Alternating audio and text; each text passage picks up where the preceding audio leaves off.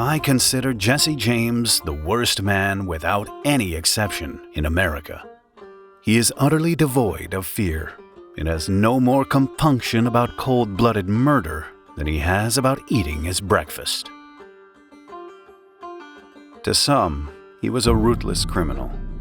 To others, he was a hero. It's hard to find a more controversial figure in American history. He was the symbol of the rift between North and South during the American Civil War, a conflict that marked him forever, so much so that he made his life a perpetual revenge against those who had defeated him. He chose the path of crime, robbing a plethora of banks, stagecoaches, and locomotives, the most mythical outlaw of the American West. His name was Jesse James, and his only goal was revenge. To find out more about his incredible life, I invite you to plunge with me into the heart of the Far West. An epic that begins with blood, pain, and a profound sense of injustice.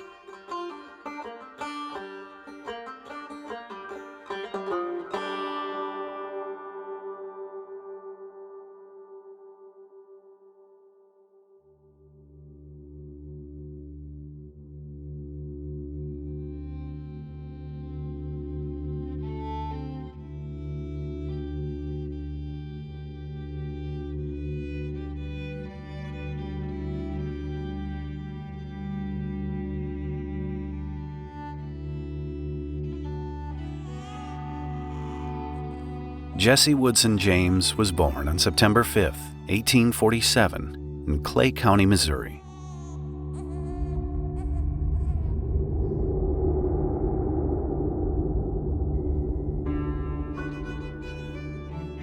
A few years earlier, his parents, Robert and Zerelda James, decided to settle in the area. They lived in a modest 3-room house with their children, Frank, the eldest, Jesse, and Susan, the youngest.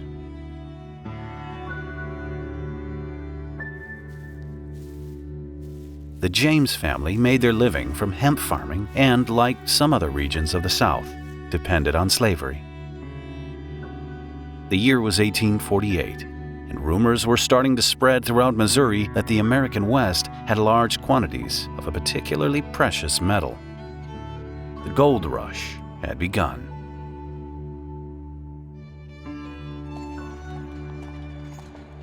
Many people left for California in search of their fortune, and Robert James, Jesse's father, was one of them.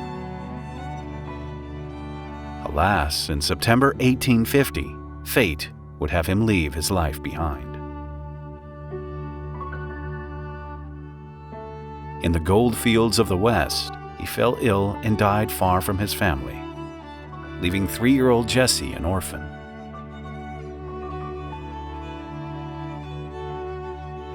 Zerelda, now a widow, must raise her 3 children alone. A woman of strong character and determination, she does her utmost to look after her offspring. Unfortunately, after her husband's death, financial difficulties force her to abandon her farm, leaving Frank, Jesse, and Susan to another family. To regain her financial prosperity and her children, Zerelda decides to remarry. She married Dr. Reuben Samuel on September 12, 1855. Zerelda was reunited with her children and resumed her life on the farm. The James family seemed to be emerging from the storm.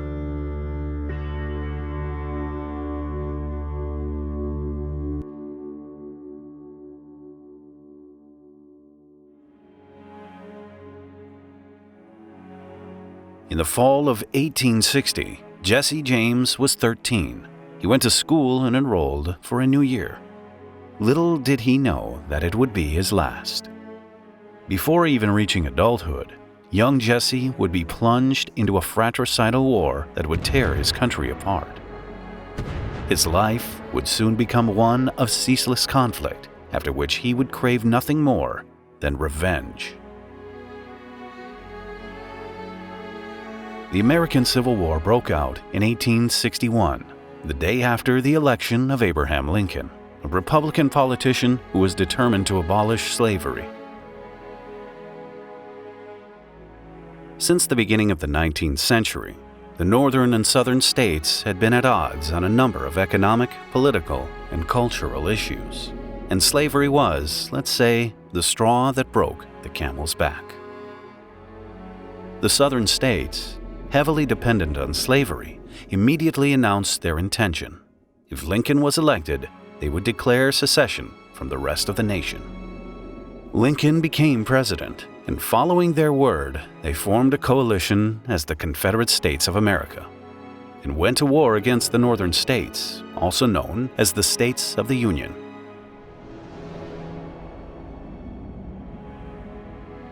The James family, attached to Southern values and owners of 7 slaves, naturally sided with the Confederate States.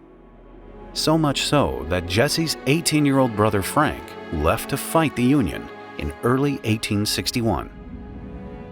Jesse, only 13 at the time, was obviously far too young to enlist. For Frank, however, the war was short-lived, as he was taken prisoner by Union troops, then paroled and sent home.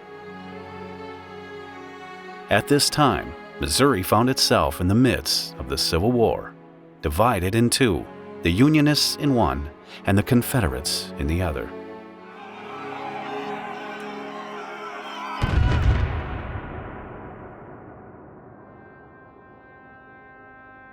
The two sides clashed in a series of bitter battles, resulting in guerrilla warfare pitting the bushwhackers, or guerrillas aligned with the southern states, against the jayhawkers, guerrillas aligned with the Union.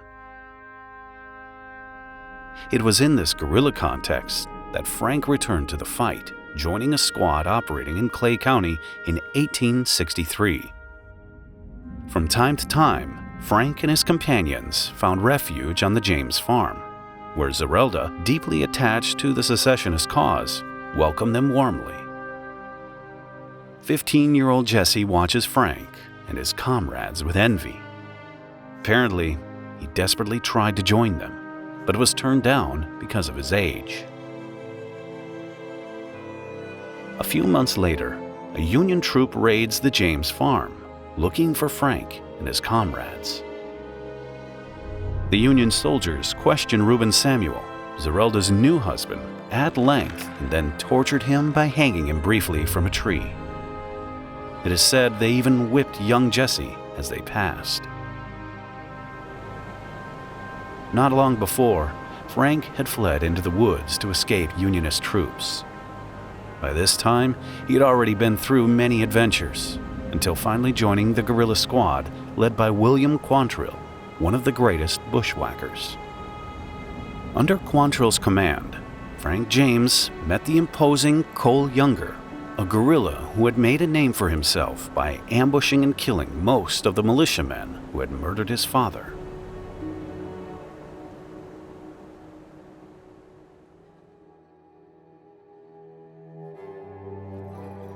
Frank followed Quantrill until the spring of 1864, where he joined another squad of bushwhackers commanded by Fletch Taylor.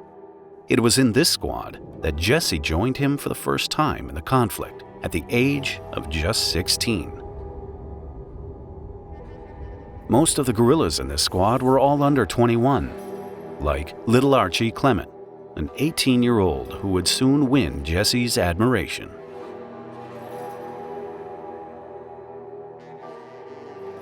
After joining Fletch Taylor's group of bushwhackers, Jesse must quickly adapt to his new life. He's just joined a war where anything goes. A purely tactical war in which pain must be inflicted, punished, killed, and destroyed. Every barn and stream is a battlefield. Every civilian an ally or target. By entering this conflict, Jesse James has in fact embarked on a race to find and kill as many enemies as possible. Archie Clement became one of his mentors. At first, he and his fellow guerrillas mocked Jesse for his lack of confidence. But when the younger soldier takes part in his first kills, he earns everyone's respect. He is the keenest and cleanest fighter in the command, says one of his fellow soldiers. But as soon as he enters the conflict, a feeling of revenge already haunts him. Legend has it that he now sets out to find the militiamen who beat him at the James farm.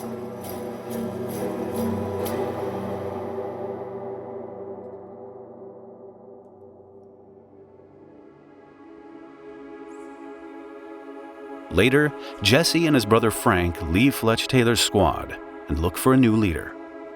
That's when they meet Missouri's most ruthless bushwhacker,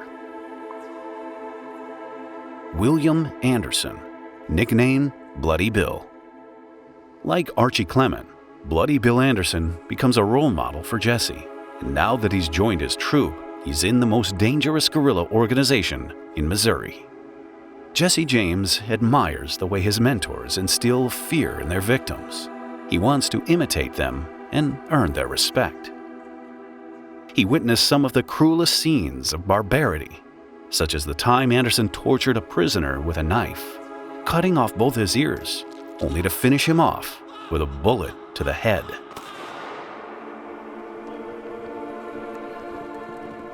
In the summer of 1864, young Jesse suffered his first serious injury. He was trotting along on horseback with his older brother when he spotted a pretty saddle on a fence.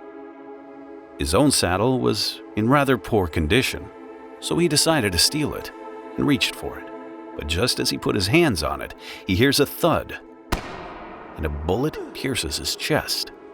Jesse James suffered greatly from this wound, so much that he reportedly told a friend that he wanted the Unionists to capture him and end his life.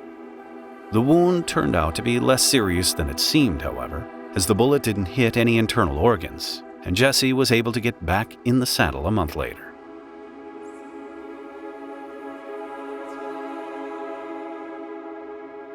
It was September 27, 1864, and one of the most heinous events of the American Civil War was about to take place. At the origin of this massacre is the Bloody Bill Anderson guerrilla squad, to which Jesse and Frank belong. The setting is Centralia, Missouri. This small town, built around a Union cargo depot, is a strategic point for secessionist guerrillas. Anderson and his men planned to cut the railroad line. It is 9 a.m. when Bloody Bill Anderson, accompanied by 80 guerrillas, including Jesse and his brother Frank, enters Centralia. They loot everything they find and then block the railway track. As the locomotive approaches, the guerrillas stop it and invade it, separating the 125 passengers between civilians and soldiers. 24 Union militiamen are on board, all on leave to go home. But Bloody Bill Anderson decides otherwise. He orders the Union soldiers to line up and declares, "From this time forward, I ask no quarter and give none. Every Federal soldier on whom I put my fingers shall die like a dog. If I get into your clutches, I expect death. You are all to be killed and sent to hell. That is the way every damned soldier shall be served who falls into my hands." The men of Anderson then open fire and kill all the Union soldiers. The bodies are then scalped, mutilated, and the train is set on fire. After this massacre, in October 1864, General Anderson seems to reap the fruit of his actions and is shot in turn during an ambush. Following this event, the James brothers go their separate ways. Frank reunites with General Quantrill in Kentucky, while Jesse goes to Texas under the command of Archie Clement, a former lieutenant of Anderson. Jesse James, at the age of 17, is again seriously wounded. As he attempts to surrender near Lexington, Missouri, he is shot again in the chest. The .36 caliber bullet lodges directly in his right lung and will remain there for the rest of his life. It takes him several months this time to recover, and it's during his convalescence that the Civil War comes to an end. After 4 years of conflict, the war leaves behind an America more divided than ever. 620,000 soldiers perish on both sides. The Union emerges victorious from the conflict, while the Confederate States must settle for a bitter defeat. The so-called Reconstruction Plan will soon dismantle the great wheel of slavery that had been driving the Southern economy until then. The state of Missouri, where the James family lives, is one of the most affected. Clashes between rebels and Unionists have left the Midwest lands in turmoil. About 1 in 3 citizens have been killed in combat, murdered at home, driven away by guerrilla warfare, or simply moved to a safer place. At the end of the year 1865, the James brothers return home to join their family. Jesse has recovered from his injury, and the war has come to an end.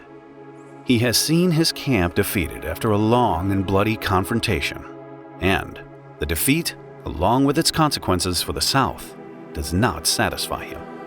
A sense of vengeance haunts him again. The war has not only fractured his country, but also left his family with nothing. Surrendering was unthinkable for Jesse. He had to continue the fight.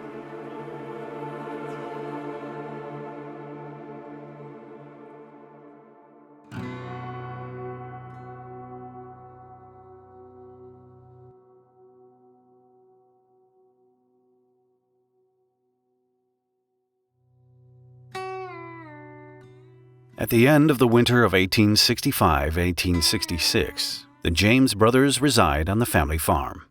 The war is over, and Jesse knows he must find a way to provide for his family. This conflict has stripped him and his loved ones, and he is determined to reclaim what he believes is rightfully his. Irritated by the oppressive presence of Union soldiers on his territory, he is resolved to defend himself, so he devises a plan and finds one.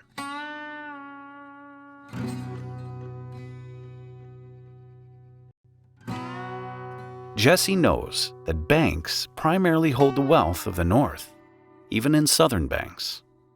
Consequently, he thinks that robbing banks could be the best way to express his resentment, plundering banks and stealing from the Unionists.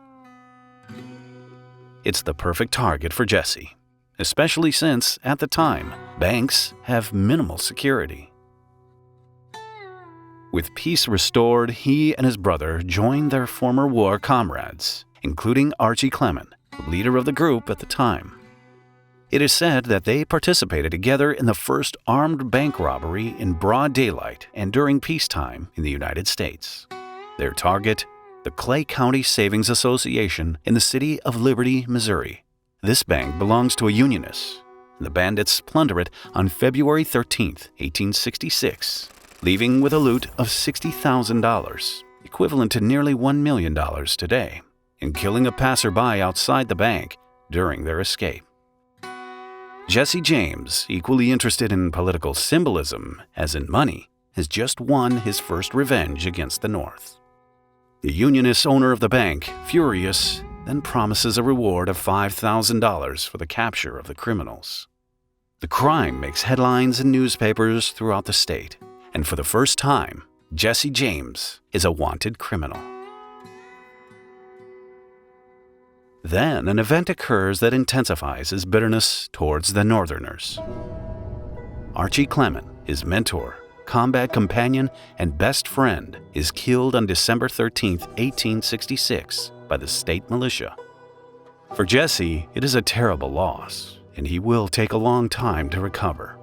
After Archie's death, Jesse takes the reins and rises in power. He is about to shake the entire nation, but no one knows it yet. Indeed, in the months following the disappearance of their leader, Archie Clement, Jesse and his accomplices continue the armed robberies. They carry out bank heists over the next 2 years. One of them takes place in early March 1868. At that time, the James brothers, accompanied by Cole Younger and 4 other former guerrillas, decide to rob a bank in Russellville, Kentucky. Apparently, there was a particularly rich and vulnerable bank there. Unlike the Clay County Savings Association, This time, the attack has no political purpose. The bandits scout the location, and when they are ready, they take action. During the heist, a citizen of Russellville is shot, and the gangsters leave with a loot of $9,000 in bills and $3,000 in gold coins, a notable feat for the Outlaws. Then comes the robbery of the Davis County Savings Association in Gallatin, Missouri, the robbery that will truly bring Jesse James into the spotlight.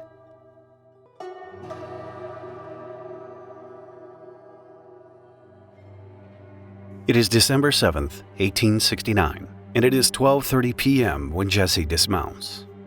At that moment, he arouses no suspicion among the residents of Gallatin. As he enters the bank, he sees an employee sitting at the back of the room in front of the safe. Jesse seems to be looking for a particular person. He carefully examines the cashier's face and continues to stare, as if on that day, money doesn't interest him. That's when he reaches under his coat, pulls out a revolver, and cocks the hammer. Cox caused the death of my brother Bill Anderson, and I am bound to have my revenge. Cox? But who was he talking about? In fact, Jesse believes he's dealing with Samuel Cox, the person responsible for the murder of his former leader and friend, Bloody Bill Anderson. Except he got the wrong man. The person in front of him has nothing to do with this Cox. But unaware of this, he continues his action and pulls the trigger. The bullet then pierces the heart of the cashier, and before he topples from his chair, Jesse aims at his forehead and fires a second time. The screams of the victim reverberating outside, it's time for the bandits to flee. They grab the wallet left on the dead cashier's desk and make their escape.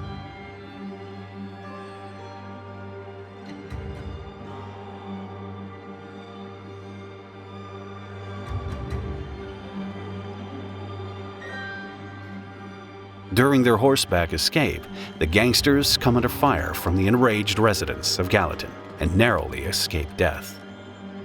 Ultimately, the robbery yields little money, and Jesse, convinced he has avenged his friend Bloody Bill, has actually killed an innocent bystander. Following the Gallatin heist, Jesse James is labeled an outlaw for the first time in the press, and the governor of Missouri, Thomas Crittenden, remember this name, offers a reward for his capture.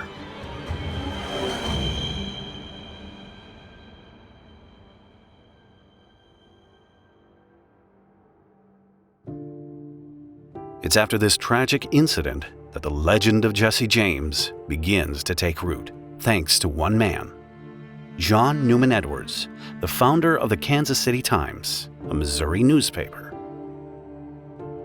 Indeed, it is hard to talk about Jesse James without mentioning John Edwards.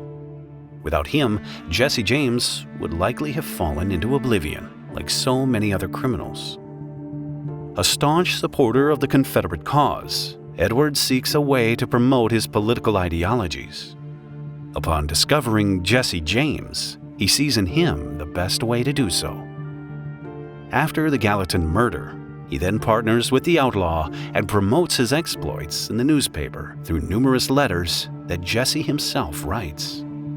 In these letters, the young rebel asserts his innocence to the public, and over time, the tone of his writings becomes increasingly political. Jesse praises the Confederate cause and denounces the policies of his enemies. Edwards will then say of Jesse, "There is always a smile on his lips, and a graceful word or compliment for all with whom he comes in contact. Jesse laughs at everything, frank at nothing at all. Jesse is light-hearted, reckless, devil-may-care, frank, sober, sedate, a dangerous man, always in ambush in the midst of society. Jesse knows there is a price upon his head and discusses the whys and wherefores of it. Frank knows it too, but it chafes him sorely.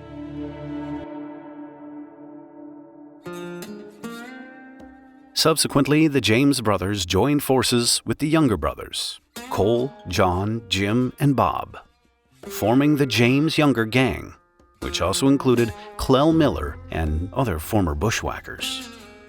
With their new gang, Jesse continued his robberies. One of them took place on June 3, 1871, in Iowa. On that day, Jesse and his brother Frank, Cole Younger, and Clell Miller entered the town of Corydon. The streets were deserted, as the majority of the townspeople had gathered in the churchyard to listen to a renowned speaker. Jesse and his gang calmly headed to the bank, where only the cashier was present. Needless to say, the robbery was a piece of cake for the outlaws. They took around $6,000 from the safe and departed. On their way back, they passed by the locations where the speaker was addressing the crowd, but no one paid attention to them. One of the gang members had enough and confessed their crime to the crowd. Jesse and his accomplices then left the scene as if nothing had happened. However, this insolence would not go without consequences, as the owner of the robbed bank enlisted the services of the Pinkerton's National Detective Agency, a detective agency that would soon embark on the hunt to find Jesse James. The James Younger gang resurfaced in April 1872 to rob a bank in the town of Columbia, Kentucky. The heist was carried out by Jesse, Frank, Cole Younger, his brother John, and Clell Miller. This time, the loot was quite meager, ranging between $600 and $1,500.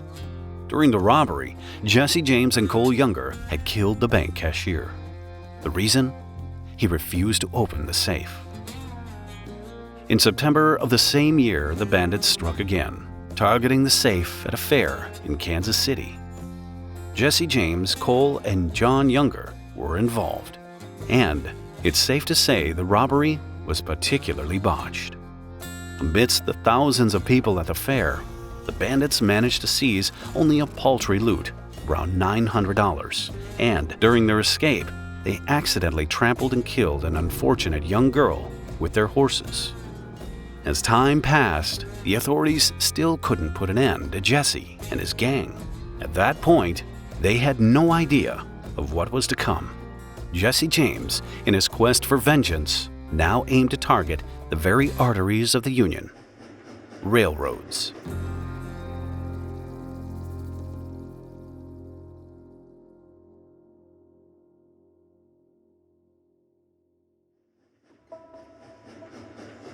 In the 1870s, railroads were rapidly expanding and developing throughout the United States. Jesse viewed this development unfavorably, considering it another form of oppression of the South by the North. So, he decided to make it his next target.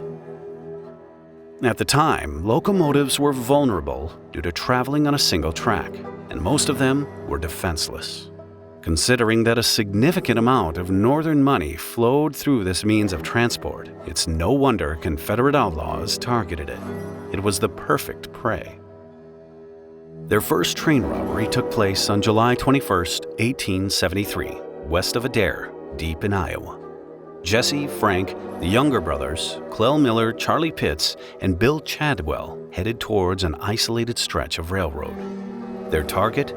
The Chicago, Rock Island, and Pacific Railroad train. The location they chose was ideal because the railroad formed a curve, inevitably forcing the train to slow down. Armed with a crowbar and a hammer, they prepared sabotage on the railroad track and then hid about 15 meters away, waiting for the locomotive's arrival. It was 8:30 p.m. when the steam engine approached. It was the bandits' moment to activate their sabotage. They pulled a rope connected to a rail to divert it from the track. As the train approached the bend and the removed rail, it braked abruptly. But it was too late. The criminals opened fire, causing some of the cars to overturn. The train engineer died on the spot, crushed by the locomotive. The gangsters, shocked by what they had just witnessed, wasted no time and immediately followed their plan. To carry out this robbery, the outlaws chose a rather astonishing disguise. They all wore masks depicting the Ku Klux Klan. Jesse took care of the safe. He jumped into the express car, removed his mask, and pointed his revolver at the guard. If you don't open the safe or give me the key, I'll blow your brains out. The key was handed over to him without resistance, and Jesse found a much less substantial loot than the gang had anticipated, about $2,337. After that, the bandits got back in the saddle and fled south. The entire robbery had lasted just 10 short minutes. The railroad company that was robbed offered a $5,000 reward for their capture, and the heist made headlines nationwide. During this train attack, one of the outlaws is said to have addressed the passengers. We're none of your petty thieves. We're bold robbers. We're robbing the rich for the poor. We don't want to hurt you. Jesse and his gang seemed to want to adopt the image of Robin Hood, those who avenge the poor workers against the large and wealthy companies. A generous speech at first glance, but their choice of disguise that day did not sit well with a portion of the American population.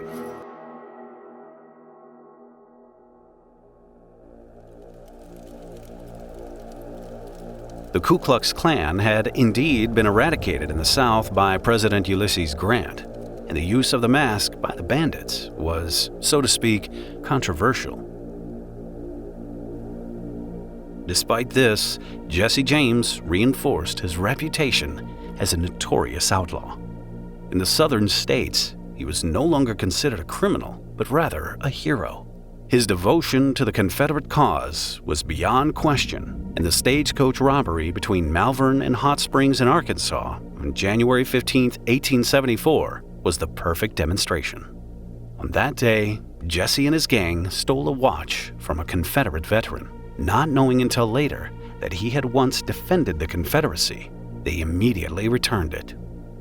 They claimed not to want to rob Confederate veterans, but Northern men who had driven them to outlawry, and they intended to make them pay for it. On January 31st, 1874, the James Younger gang robbed its second train. The heist took place in Gads Hill, Missouri, with the James brothers, Cole, John, and Bob Younger in the gang at the time. The night before, the gang had spotted several men walking on the train platform. To carry out their mission, the outlaws captured and tied them up. Then, they obtained a red flag used to signal an impending danger and waited for the train to arrive. Apparently, it was carrying a significant amount of cash. The locomotive arrived an hour and a half late, and the bandits had waited for long hours in the January cold. But they were ready. One of them waved the red flag, forcing the train to slow down. The conductor came out to see what was happening, when suddenly, one of the bandits stepped forward, grabbed him by the collar, and pressed a revolver against his face. Stand still or I'll blow the top of your head off. Then the outlaw turned toward the locomotive where the passengers were and said, If a shot is fired out of the car, I'll kill the conductor. Just like their heist in Iowa, the gangsters donned masks depicting the Ku Klux Klan. In reality, their plan mirrors their initial train robbery. Inside, the vault keeper, revolver in hand, anxiously awaits the arrival of the criminals. A masked face then appears in the doorway, and the keeper aims his weapon, freezing in place. To his astonishment, there aren't just one, but two bandits standing before him. At that moment, one of them points his rifle at the keeper's chest. Give me your pistol, you son of a bitch!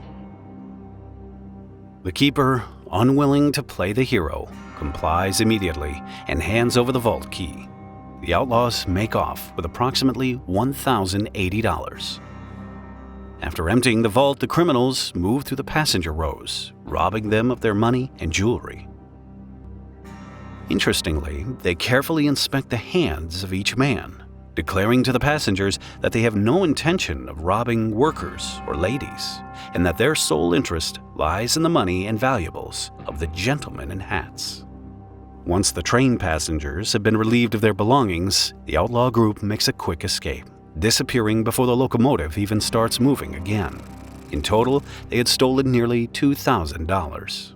Strangely, in their wake, the bandits leave a press release for a local newspaper stating, "The most daring robbery on record. The southbound train on the Iron Mountain Railroad was robbed here this morning by 5 heavily armed men and robbed of blank dollars." The continuation of the press release describes in great detail the events following the heist, showing that everything unfolded as planned. Jesse James and his gang have just pulled off their second train robbery. Nothing seems to be able to stop them. With each heist, they refine their skills, and they show no signs of slowing down.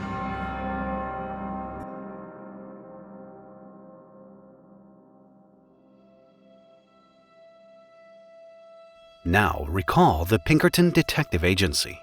The detective agency dispatched by the owner of the bank robbed in Corydon, Iowa. Well, the Adams Express Company, the company that owned the burglarized safe at Gad's Hill, also reaches out to them. They are determined to apprehend the James Younger gang, and for this, they turn to the head of the agency, Alan Pinkerton. At that time, Alan Pinkerton is the most famous private detective in the country. He gained prominence during the Civil War for ensuring Abraham Lincoln's safety in Washington and thwarting an assassination plot against him. The staunch Unionists, vehemently opposed to slavery, established his agency in the 1850s. The goal of the Pinkerton Agency, a precursor to the FBI and CIA, is to spy on and track professional criminals.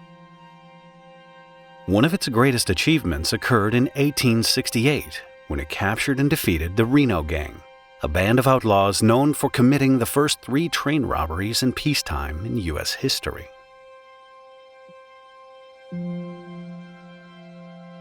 After the Gad's Hill heist, the Adams Express Company contacts Alan Pinkerton.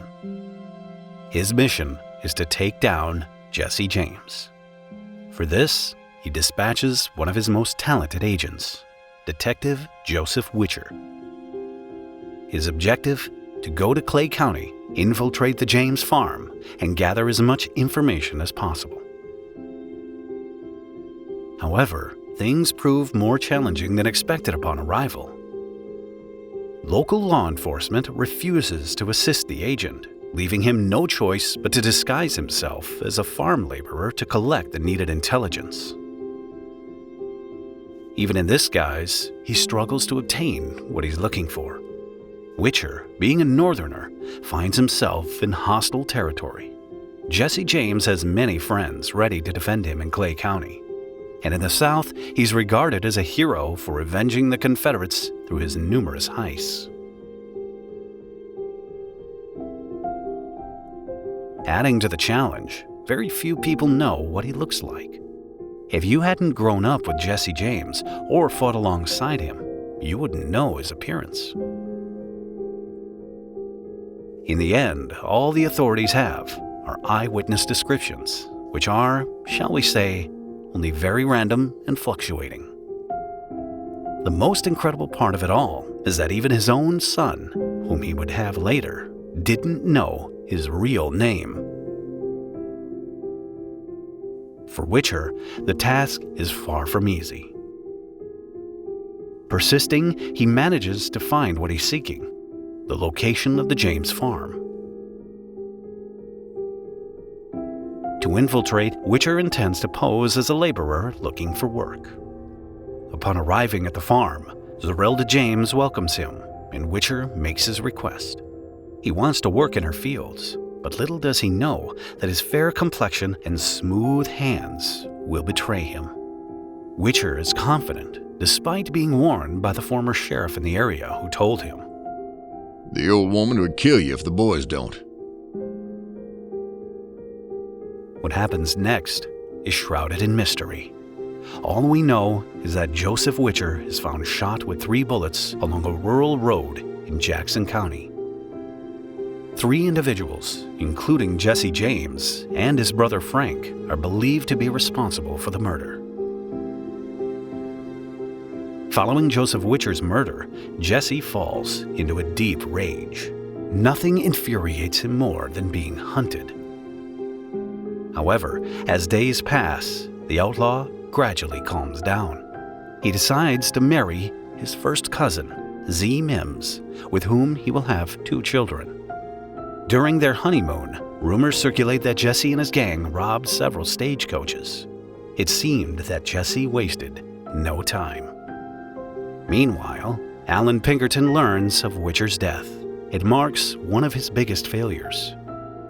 Determined to personally handle the matter, he seeks revenge against Jesse. The James Younger gang continue their robberies, targeting a train near Muncie, Kansas this time. The heist takes place on December 8, 1874, and the bandits escape with a loot of $30,000, equivalent to $750,000 today. Everything seems to be going well for the 27-year-old Jesse, who has become one of the most successful outlaws of his time.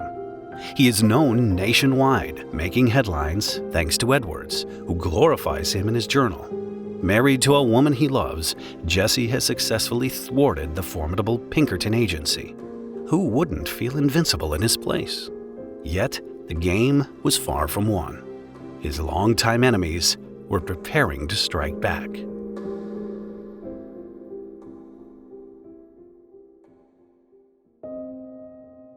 After Joseph Witcher's murder and his humiliating defeat, Alan Pinkerton, head of the prominent private detective agency, is determined not to let it rest. The end now justifies the means. He is willing to make an exception by operating outside the bounds of the law. Everything unfolds on the night of January 25, 1875, when a group of agents dispatched by Alan Pinkerton surrounds the James farm, throws a bomb, and blows up the house in the hope of finding Jesse.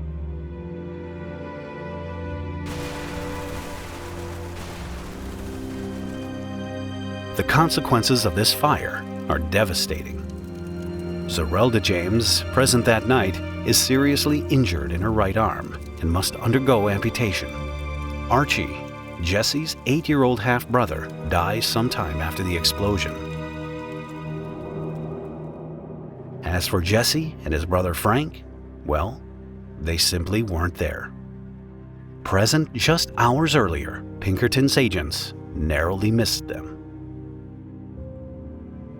Already angered by the detective's pursuit, Jesse becomes even more furious upon learning this news. For him, Alan Pinkerton and his agents are the oppressors of the North, the ultimate evil, individuals who violate the law in the interest of big businesses. They give him even more reasons to seek revenge, and the fact that the agents involved in the raid were never prosecuted after the incident only makes matters worse. His vengeance is swift. On April 12, 1875, Jesse shoots Daniel Askew, a neighbor of the James farm and a former Union militiaman who aided Pinkerton's detectives during the raid.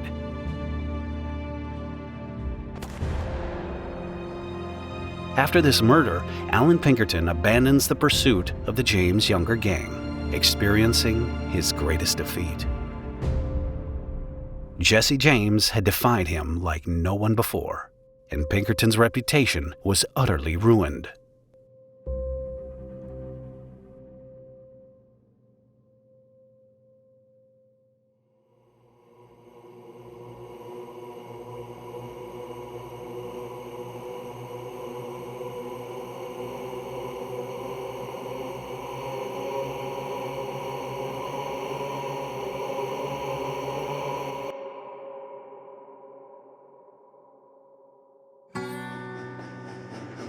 Following Alan Pinkerton's abandonment, the outlaws continue their heists.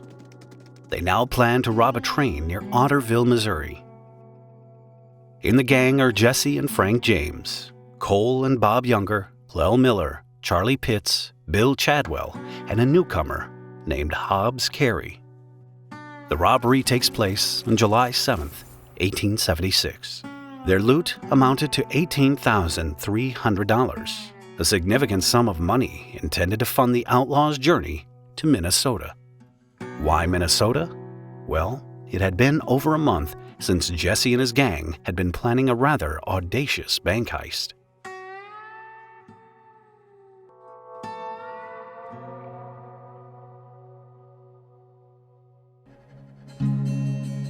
On the surface, committing a second robbery in such a short period seemed nonsensical.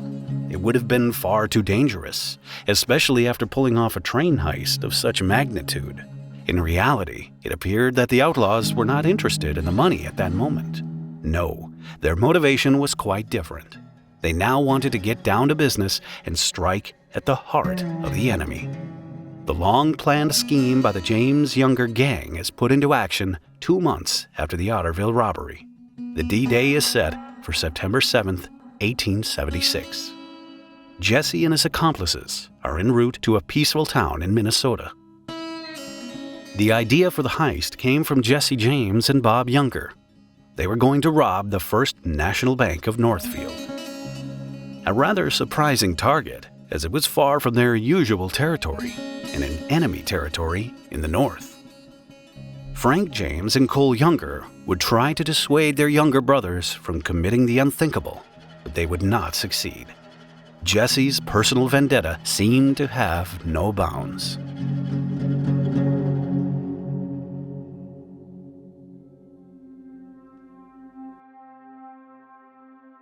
The rural bank they targeted was not exceptionally wealthy.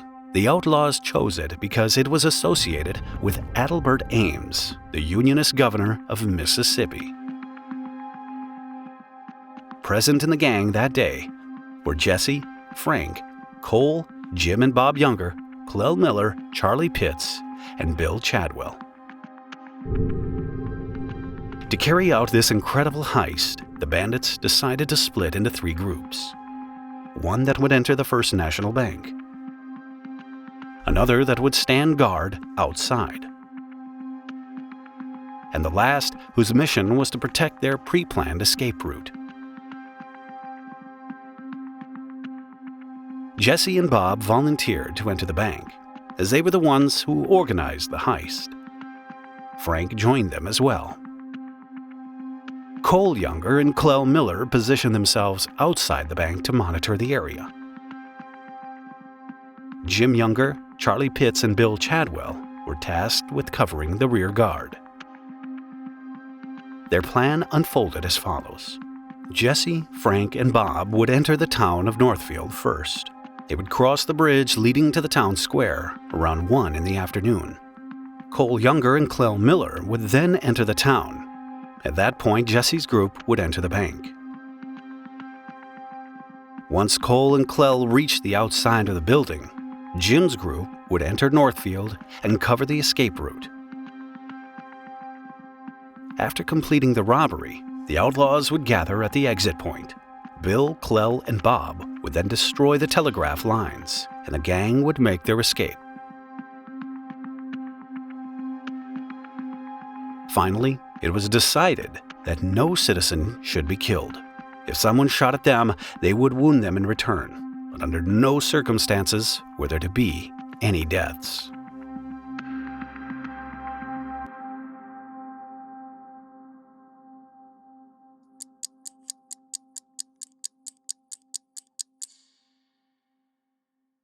Jesse, Frank, and Bob crossed the bridge and headed towards the town square. There, they sat on crates and waited for Cole and Clell to make their appearance. Soon, the second group entered town. At exactly 2 p.m., Jesse, Bob, and Frank enter the First National Bank, oddly leaving the door slightly ajar. Cole and Clell arrive at the bank and dismount from their horses. Seeing the bank's front door ajar, Clell promptly closes it. The 2 men wait patiently outside.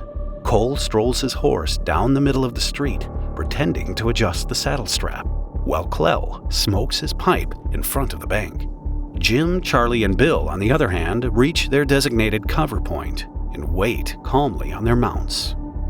Inside the bank, Jesse and his accomplices spot the 3 employees. Alonzo Bunker, the teller, Joseph Lee Haywood, the acting cashier, and Frank Wilcox, the accountant. Immediately, they drew their weapons and point them at the employees. Throw up your hands, for we intend to rob the bank, and if you holler, we will blow your goddamn brains out. Then the trio of outlaws jumps over the counter. Jesse asks Haywood if he is the cashier, and Haywood responds in the negative. The same question is posed to Bunker and Wilcox, but neither responds affirmatively. Jesse then directs his attention to Haywood. You are the cashier. Now open the safe, you goddamn son of a bitch. But Haywood refuses. Meanwhile, Frank heads toward the vault to inspect the safe, and Bob points his weapon at the two other employees. Frank is about to enter the room when suddenly Haywood throws himself at the door, attempting to lock him inside. Frank manages to get out just in time, but he is injured, with his arm and hand wounded. With the butt of his revolver, Bob strikes Haywood, who falls to the ground. The heist was off to a bad start. But outside, it wasn't any better. Indeed, two Northfield citizens quickly noticed the suspicious presence of Cole Younger and Clell Miller in the front of the bank. One of them approaches the establishment, but Clell prevents him by grabbing him by the collar. However, the individual has been able to see what was transpiring through one of the bank's windows. You son of a bitch, don't you holler. At that moment, Clell makes a serious mistake. Instead of pushing the individual into the bank to avoid arousing suspicion, he releases him outside. It doesn't take long for the Northfield resident to alert his fellow citizens. Get your guns, boys, they're robbing the bank! Robbery! Robbery! Clell then opens fire on the man, and the bullet narrowly misses his head. The robbery was going south. Cole and Clell mount their horses, start charging through the streets, and shout to their accomplices inside the bank. Get in! Get in! On the other side, Jim, Bill, and Charlie hear the first gunshot and immediately rush to the rescue, firing into the air as well to discourage the town's residents. Unfortunately for them, it is not enough. The citizens of Northfield had already armed themselves and began opening fire. Bullets are flying from all directions. Inside the bank, the first group still cannot find a way to open the safe. Haywood, after Bob's butt of the gun is still lying on the floor. That's when Jesse approaches him, kneels down, takes out a knife from his pocket, and places it on the cashier's neck. Open that door or we'll cut your throat from ear to ear. Haywood, though terrified, responds that Jesse can cut him since he absolutely can't open it.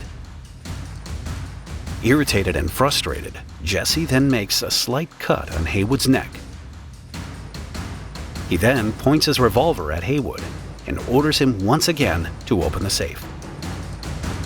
The cashier finally responds that the safe is equipped with a timer and, as such, cannot be opened. Haywood was telling the truth. There was indeed a timer on the safe, but it wasn't activated. In fact, the safe hadn't been unlocked all this time, but the outlaws were unaware. At that moment, Bob busies himself putting all the scattered bills he finds into a bag. Frank, on the other hand, keeps an eye on Wilcox, the bank's accountant. For Bunker, the teller, this is the opportunity to make a getaway. He rushes toward the back door when Bob notices and starts chasing him. He fires a shot, hitting Bunker in the shoulder, causing him to stumble, but he manages to get up and escape. Cole then walks in front of the bank and shouts at Jesse, Frank, and his brother Bob. Hurry up, they've given the alarm! Bullets continue to fly in all directions. Cole defends himself as best he can. At that moment, he sees a young man in the middle of the street, paralyzed by fear. On his horse, Cole, who is right next to him, shouts at him. Get off the damn street! Unfortunately, the young man, a Swedish immigrant, neither spoke nor understood English, so he couldn't grasp what Cole was saying. He then receives a bullet to the head and dies a few days later. Meanwhile, Clell Miller rides to the bank to tell Jesse and the others to hurry up, but when he leaves and gets back on his horse, he gets shot. Clell screams in pain, but continues to fire his revolvers nonetheless. Cole and Jim, on the other hand, each receive a bullet to the left shoulder. You're killing our men! Get out here! Inside, Jesse is furious. He had fired a shot into the ground that narrowly missed Haywood's head, but it's too much for Bob, who decides to abandon the heist. With his bag of money, he runs outside. Jesse follows, and Frank brings up the rear. At the moment of leaving the bank, Frank claims to have seen Haywood get up, pull out a small caliber pistol and aim it at him. With a quick motion, he blows the cashier's brains out. Once outside, Jesse and Frank mount their horses and begin to charge down the street where bullets are still flying. Ultimately, the James Younger gang, or what's left of it, manages to leave the town of Northfield.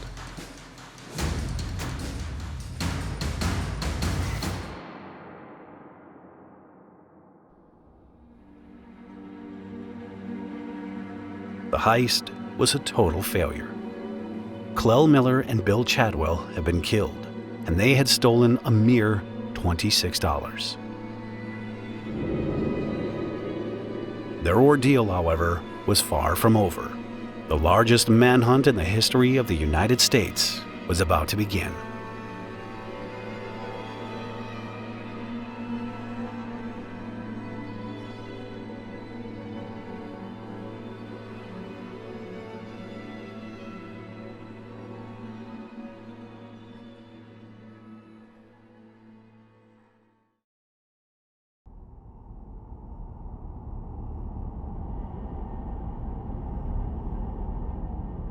The townspeople of Northfield had stood up to the formidable James Younger gang.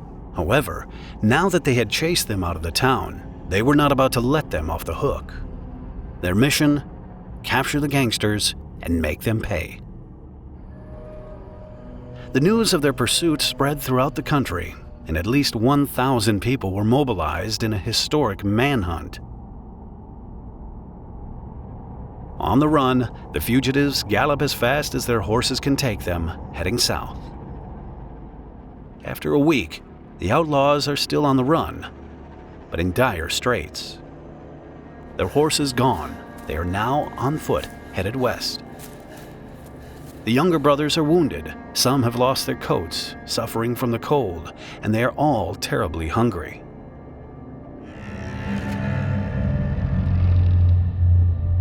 The bandits decide to split into two groups, Jesse and Frank on one side, and the rest on the other. During their escape, the James brothers are exhausted, but continue relentlessly walking toward Dakota territory. Finally, after covering hundreds of kilometers in hostile territory and evading over 1,000 pursuers, Jesse and Frank emerge from the ordeal unscathed.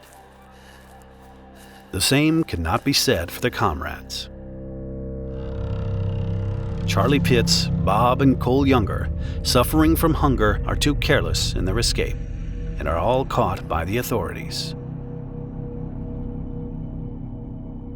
A shootout occurs, and Charlie Pitts dies in the confrontation. The Younger brothers, seriously wounded, will soon be sentenced to spend the rest of their lives in prison. During their time behind bars, however, they remained loyal to the Jameses, never once betraying them.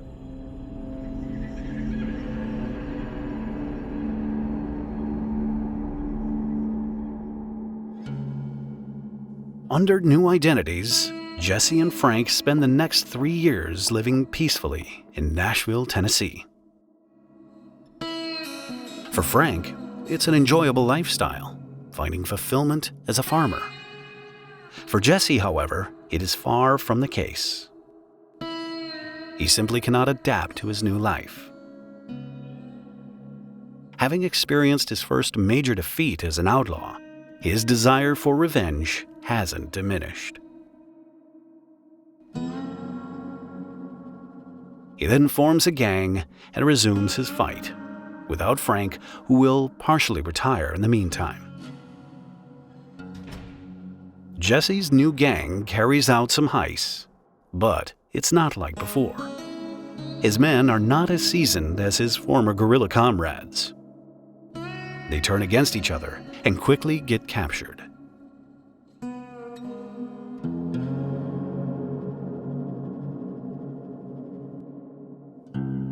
During this period, Jesse is still wanted nationwide.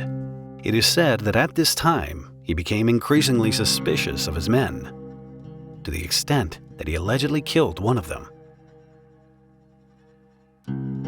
In the spring of 1880, one of his friends introduces him to two young brothers from Missouri, Charlie and Robert Ford.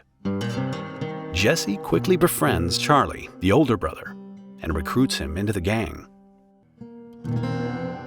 The heists continue, and there comes a time when the gang is so diminished that it only has two members left, Jesse James and Charlie Ford. With a bounty of $5,000 on his head, Jesse must continue to watch his back. Having only Charlie by his side, he is not entirely reassured. Moreover, intending to rob a bank in Platte City, he absolutely needs an additional trustworthy man.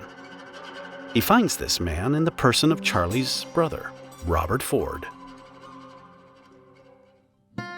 However, what Jesse doesn't know is that Robert Ford had conducted secret negotiations with the governor of Missouri, Thomas Crittenden. Recall him? We mentioned him earlier. Crittenden had made the capture of Jesse his top priority, offering Robert Ford a huge reward in exchange.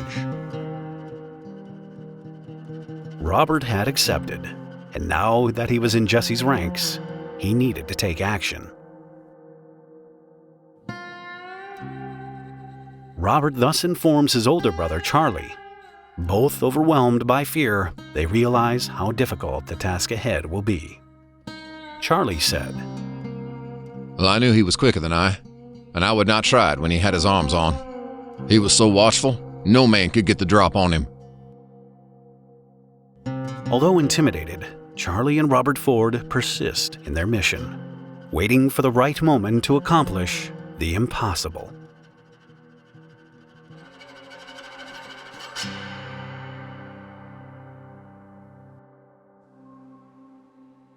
April 3rd, 1882. Jesse and the Ford brothers are preparing to carry out their bank robbery in Platte City. Before that, the Outlaw trio has breakfast at the James' house in St. Joseph, Missouri. After a meal, Jesse and Charlie go to the stable to feed the horses. Upon their return, they enter the living room where Robert is. Jesse is not comfortable at that moment. He feels hot in his attire, so he takes off his coat, unbuttons his vest, and throws them onto his bed. Then he exclaims loudly, I guess I'll take off my pistols for fear somebody will see 'em if I walk in the yard. He unbuckles his belt and places his revolvers on the couch. His wife Z and children are in the next room. Jesse then looks up, sees a painting in the living room, and sets about dusting it.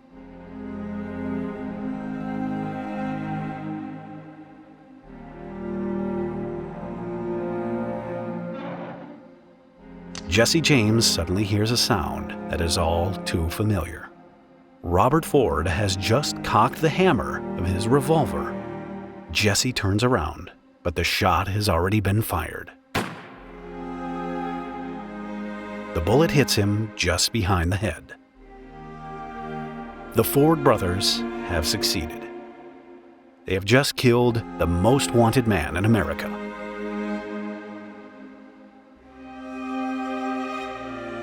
The news of Jesse James's murder then makes headlines in newspapers across the country. Over 2,000 people attend the funeral of the infamous outlaw in the hopes of catching a glimpse of his corpse. At that time, many already considered him a hero, but the circumstances surrounding his death had now elevated him to the status of a martyr. After the assassination of Jesse James, Charlie and Robert Ford will surrender to the authorities, who will charge them with first-degree murder. They will later plead guilty, be sentenced to death by hanging, and receive a pardon from Governor Crittenden, all on the same day. In the end, they will receive only a portion of the reward and then flee the state of Missouri. They will perform as a spectacle, reenacting the murder on stage nationwide. Charlie Ford, suffering from tuberculosis and addicted to morphine, will commit suicide on May 6, 1884, in Richmond. As for Robert Ford, he will never escape his reputation as a coward who assassinated Jesse James. He will be shot in a saloon 10 years later. His killer will be sentenced to life in prison, but will later be pardoned by the governor of Colorado after 7,000 people signed a petition in favor of his release. After the death of his younger brother, Frank James will surrender to the authorities and be tried for murder in Missouri. He will be declared not guilty, as in 2 other cases for which he will be tried. Once free, he will retire to lead a quiet life on his family's farm. He will die in 1915 in the room where he was born. Jesse's wife, on the other hand, will die alone and ruined.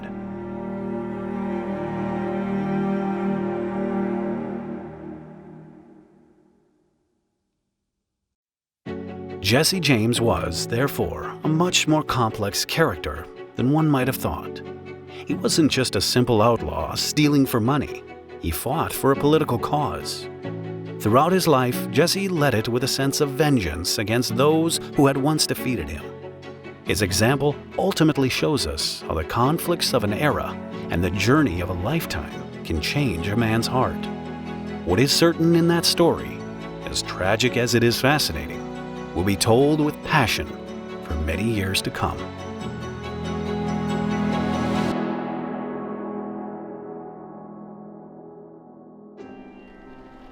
Our journey in the Wild West has now come to an end. Thank you for your time. I hope you enjoyed this story. If you did, feel free to like this video and share it. I would be very grateful. Also, know that I greatly appreciated your support in the last video. If you have any critiques, don't hesitate. That's how I can improve. All right, we'll see each other as soon as possible. Take care and see you soon.